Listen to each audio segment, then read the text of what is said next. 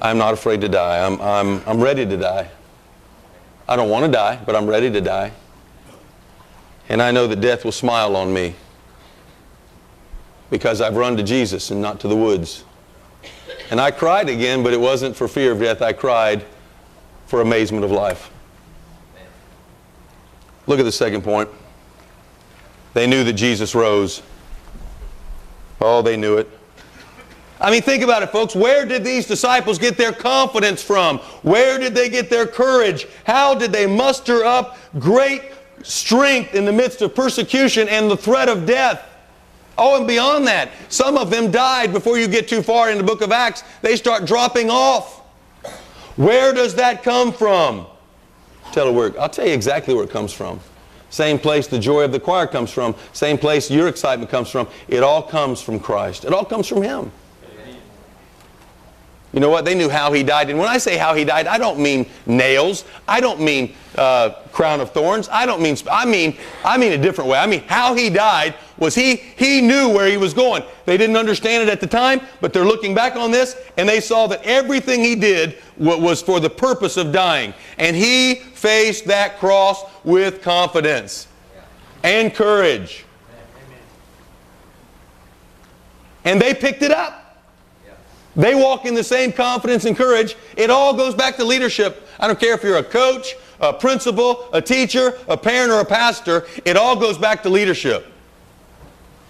And they tapped into the leadership of Jesus Christ. And they had the same courage and confidence that He had. Oh, but He was alive. And something rose up inside of them. You ever heard that? I love this phrase. I thought about it. People will say, I feel so alive today. Who would say that today? Anybody feel alive today? I hope so. Crying out loud. I mean, I feel so alive today.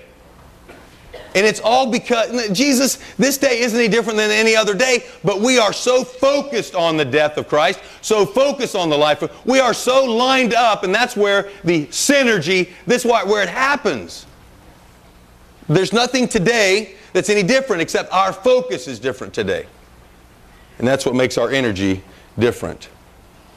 People say, I feel like I'm born again. Spiritually alive. Oh, this is a great reality. They knew that He died, they knew that He rose, and they knew that He had a plan. Go with me to verse 7 to 10. They knew that Jesus had a plan. You know what you don't hear in the Bible? Now what do we do?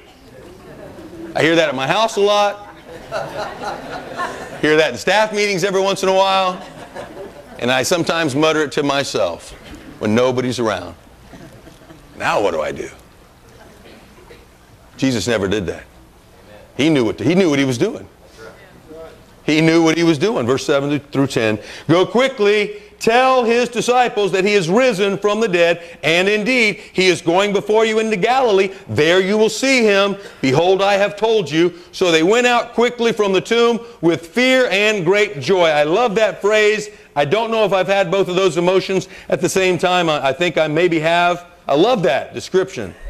And they ran. These ladies ran. This isn't something, you don't stop by the store, you don't dilly-dally. You don't look at the flowers. You don't know anything else around you except the assignment that Jesus had given you. And they ran to the tomb. And it might have been funny. I know this is on TV, but my wife is not here. She's coming to second service. Do not tell her I said this. But me and the older boys, we like to get her out on the basketball court to see her shoot, and we like to see her run just so we can laugh at her. It's hilarious. You know, she has this, this kind of... She runs like a girl. It's incredible. It's hilarious. Do not tell her.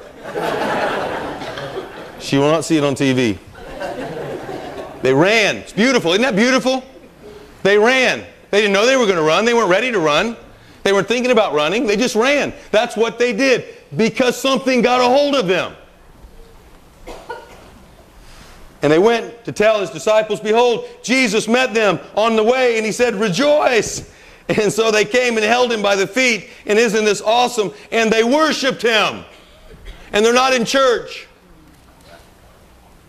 And they didn't have to be asked to do it. They weren't prompted to do it.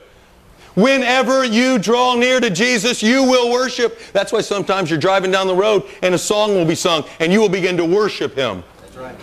Right. All by yourself. Keep your eyes open while you're driving. Unlike other people on I-40. Don't do that. And Jesus said to them, do not be afraid. Go and tell my brethren and go to Galilee. There you will see me. I've got a plan. I've got a place. Meet me there. If you want in on it. He didn't say it, but He said it.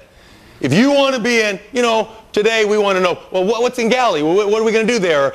No. You don't get all the answers. You go with what God gives you, and if you go with where God gives you, guess what? He's going to give you more. Amen. Amen. But if you're one of those stubborn kinds that says, I'm not going to go unless I get all the information, you're going to be left behind.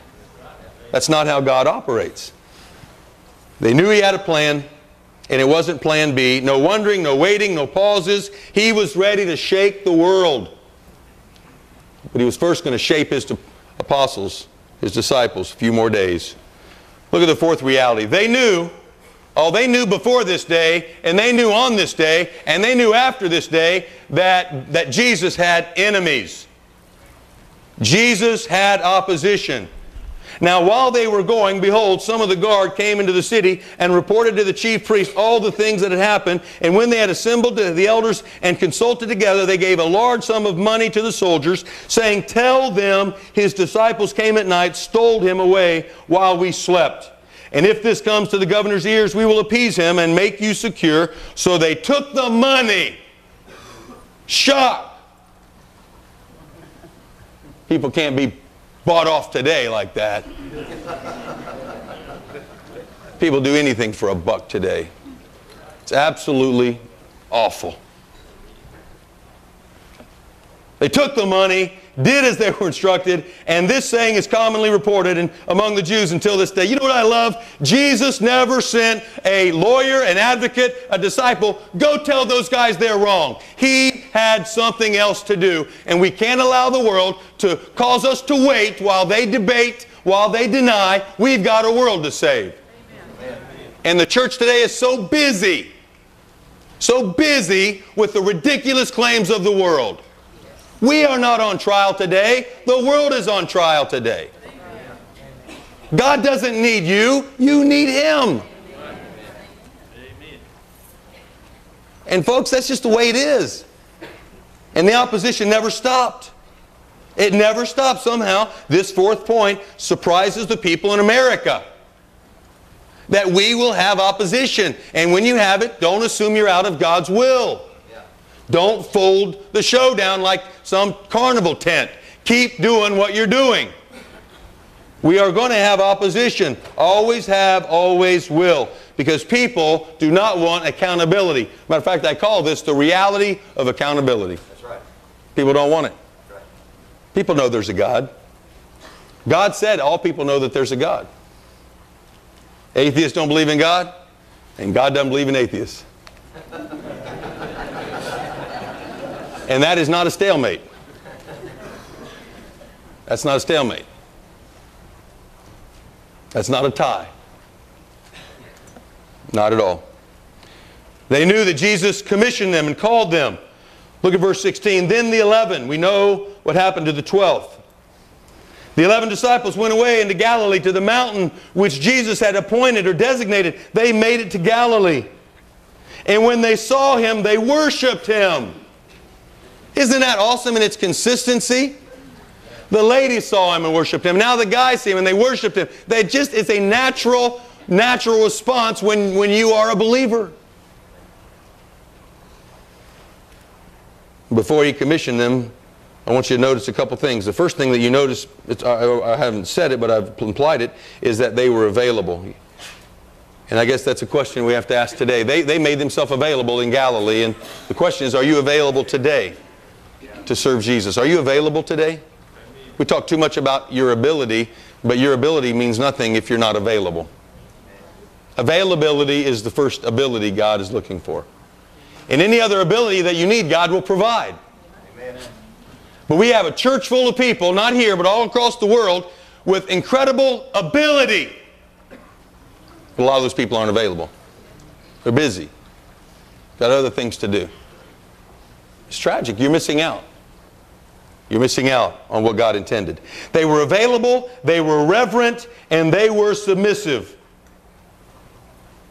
When they saw him, they worshiped him, but some doubted. I love the honesty of the Bible. Some doubted, is it him? He had a different appearance after he rose again. The Bible tells us that. He looked different. Oh, if men would have written the Bible, this word and phrase would not be there. Nobody doubted. We all were sure. Nobody stumbled. Nobody stubbed their toe. We were always good all the time.